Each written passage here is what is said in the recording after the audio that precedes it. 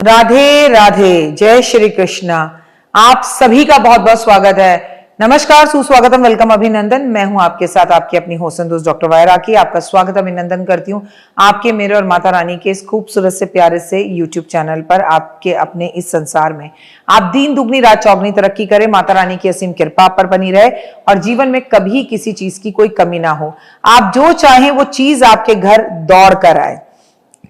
आप तो छोड़िए, आपका पड़ोसी भी आपकी वजह से खुश रहे। और कर भला तो हो भला, सबका भला सोचने वाले का अपने आप ही भला होता है। आज मैं बात करूंगी राधा अष्टमी की, जिसका मैं पूरे साल इंतजार करती हूं और आप भी करते हैं, क्योंकि आपको बता दूं कि ये एक ऐसी अष्टमी है जो जीवन में सब कुछ दे सकती है।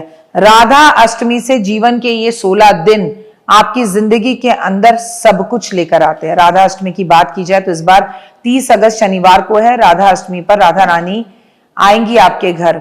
बस मेरी ये बात मान लीजिए, 15 मिनट 5 मिनट मुझे ध्यान से सुन लीजिए और अपने जीवन में परिवर्तन देखिए। लेकिन सबसे पहले बात करते हैं बिलीव इन कर्मा। जन्माष्टमी के पूरे 15 दिन बाद व्रज में रावल गांव में राधा जी का जन्म हुआ।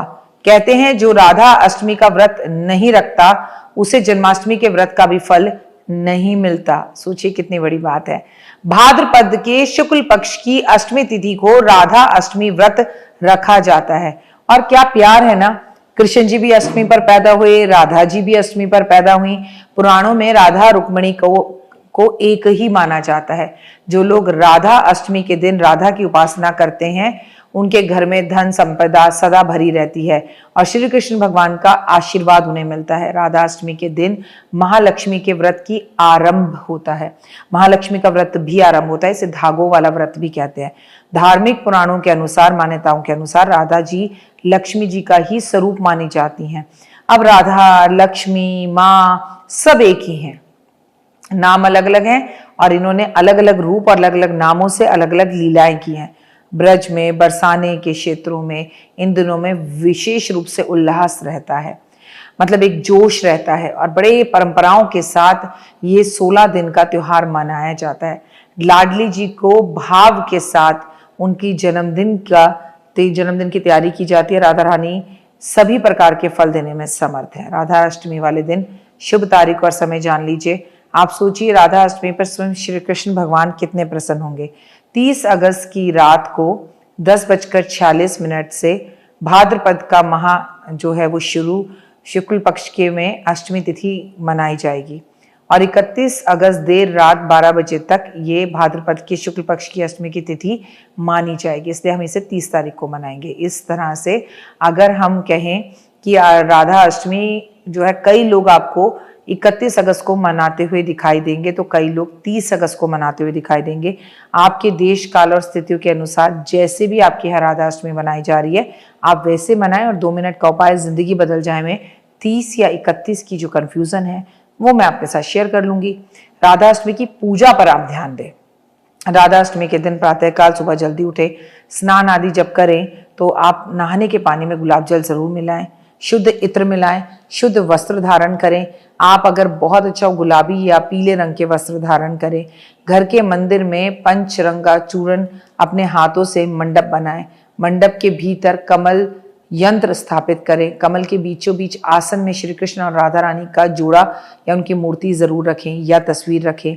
और अगर आपके घर में सब कुछ पहले से ही है तो कुछ बनाने की जरूरत ही नहीं है, क्योंकि हर साल तो आती है राधा अष्टमी और हर साल हम पूजा करते हैं। राधा रानी और कृष्ण जी की प्रतिमा को पंचामृत से स्नान कराएं। अगर प्रतिमा नहीं है, मूर्ति है, तो सिर्फ छिड़काव कर दें। मूर्तियों को सुंदर श्रृंगार करें। ये सारा श्रृंगार आप एक दिन पहले भी करके रख सकते हैं और सुबह उठ के उनके आगे केवल घी की जोत जला सकते हैं। राधा रानी भगवान श्री कृष्ण की उपासना करें, साथ में उन्हें कई तरह के भोग जो है वो समर्पित करें। दीप, फल, फूल, फल अर्पित करें। इस दौरान राधा चालीसा का पाठ करें, व्रत का संकल्प करें। अब व्रत 16 दिन के लिए रख रहे हो या व्रत केवल आज के लिए रख रहे हो, ये भी क्लियर कर लीजिए। राधा अष्टमी में भूल कर भी नहीं करने चाहिए कुछ काम। राधे राधे का नाम जाप तो जरूर करना चाहिए।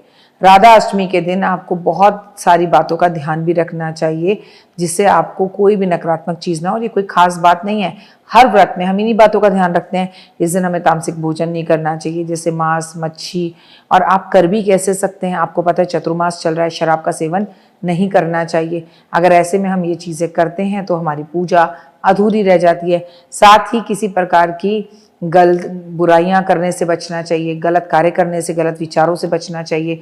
जो लोग झूठे हैं, झूठ बोलते हैं, छल कपट करते हैं, दूसरों का अपमान करते हैं, उनसे दूर रहना चाहिए। क्योंकि किसी का कोई अपमान कर रहा है और अगर आप वो सुन रहे हैं तो आप भी उतने ही पापी हैं। इसके अलावा दिन में सोना नहीं चाहिए, घर में आपको गंदा नहीं रखना चाहिए, भूल कर भी आपको बड़े बुजुर्गों का अपमान नहीं करना चाहिए। राधा अष्टमी पर क्या करें? राधा कृष्ण की पूजा करें, राधा कृष्ण का दर्शन करें, राधा रानी श्री भगवान की पूजा कर कर उन्हें मक्खन मिश्री का भोग लगाएं, राधा रानी को फूलों, गुलाब के फूलों की माला अर्पण करें, राधा रानी को श्री कृष्ण भगवान की बांसुरी अर्पण करें, गुलाब के फूल अर्पण जरूर करें। कहते हैं राधा रानी को रबड़ी का भोग बहुत पसंद है, तो उन्हें राधा रानी को रबड़ी का घर में दूध की ताजी ताजी रबड़ी बनाकर, गाय के दूध की रबड़ी बनाकर उन्हें भोग लगाना चाहिए। राधे राधे राधे रानी मंत्र का जाप पूरा दिन करना चाहिए। राधा रानी की एक तस्वीर श्री कृष्ण भगवान को तोहफे में या गिफ्ट में जरूर देनी चाहिए, इससे बहुत लाभ होता है। गौशाला जरूर जाना चाहिए, गाय की सेवा जरूर करनी चाहिए, गाय की पूजा करनी चाहिए, गाय की परिक्रमा करनी चाहिए। और इस दिन 16 धागों की पूजा भी होती है, तो 16 धागों में 16 गांठ बांधकर लोग अपने हाथ में बांधते हैं। कई दिशा देश काल में अलग अलग होता है और 16 दिन तक इसे अपने हाथ में बांधे रहते हैं। लेकिन इसका बहुत ध्यान रखना होता है कि धागे कहीं गिरे ना, ये धागे खराब ना हो, इन छोटी छोटी चीज़ों का ध्यान रखना होता है। और सबसे बड़ी बात यह है कि राधा अष्टमी पर हम महालक्ष्मी की पूजा भी जरूर करते हैं। लेकिन हम नहीं भूल सकते कि आज दिन है शनिवार का, तो शनिवार वाले दिन हमें कर्मों के देवता शनिदेव की पूजा करनी है और हमें जरूर महादेव पर भी इत्र अर्पण करना है। आज के दिन हमें 16 धागे 16 गांठ बांधकर पीपल के पेड़ पर बांधकर आने चाहिए, क्योंकि दिन शनिवार का है। और अगर हम शनिवार ऐसा करते हैं तो वो 16 धागे सीधा हम भगवान विष्णु और लक्ष्मी को बांध रहे हैं। ऐसा करने से भगवान विष्णु और लक्ष्मी की असीम कृपा हम पर बनेगी, वो सीधा हमारे घर आएंगे और जीवन में मुस्कान आएगी। क्या अभी तक आपने मेरा चैनल लाइक, सब्सक्राइब, शेयर किया? आपको पता है कि राधा अष्टमी से 16 धागों की जो पूजा होती है, इसमें जमीन पर सोया जाता है, एक चौकी ले ली जाती है जिसपे माँ लक्ष्मी और राधा रानी को स्थापित कर दिया जाता है, साथ में होते हैं भगवान विष्णु। और 16 दिन तक एक समय का भोजन किया जाता है, जमीन पे सोया जाता है, किसी के घर की एक बूंद पानी नहीं पिया जाता और 16 धागे हाथ में बांध के रखते हैं। रोज 16 धागे की कहानी पढ़ते हैं, रोज सुबह शाम दिया जलाते हैं और बेरी के पेड़ पर जाकर बेसन का आटा गूंद कर उसकी छोटी छोटी गोलियां लगाकर आते हैं।